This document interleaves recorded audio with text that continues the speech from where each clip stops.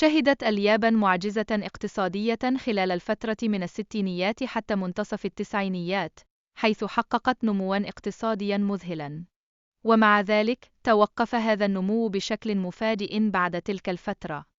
في عام 1995 بلغ الناتج المحلي الإجمالي لليابان حوالي 5.55 تريليون دولار، مما وضعها في موقع قريب من الولايات المتحدة. إلا أن الفجوة بينهما اتسعت بشكل كبير بعد ذلك. خلال السنوات الأخيرة، تجاوزت الصين وألمانيا اليابان فيما يتعلق بالناتج المحلي الإجمالي، مما يشير إلى تراجع مكانة اليابان كقوة اقتصادية عالمية. تظهر المؤشرات الاقتصادية أن اليابان تعمل ببطء على إصلاح اقتصادها، على الرغم من بقاء التحديات قائمة. فهل ستنجح اليابان في التغلب على هذه التحديات؟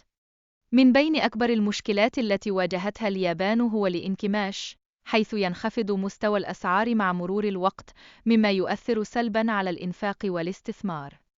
عانى معدل التضخم في اليابان من انخفاض حاد، مما جعل البلاد تمر بفترات طويلة من الانكماش، وهذا بدوره يؤثر سلباً على النمو الاقتصادي بصورة عامة. يؤدي ارتفاع مستويات التضخم إلى تشجيع الإنفاق من قبل المستهلكين والشركات، بدلاً من الاحتفاظ بالنقود، مما يعزز النمو الاقتصادي ويخلق المزيد من فرص العمل. تطبيق بنك اليابان لسياسات نقدية ومالية صارمة، بما في ذلك السيطرة على منحنى العائد واستراتيجية الفائدة السلبية، له تأثيرات كبيرة على الاقتصاد. تزايد الضغوط التضخمية قد يؤدي إلى توقعات بتشديد السياسة النقدية في اليابان، مما يؤثر على عوائد السندات الحكومية وقد يزيد من تكاليف الاقتراض.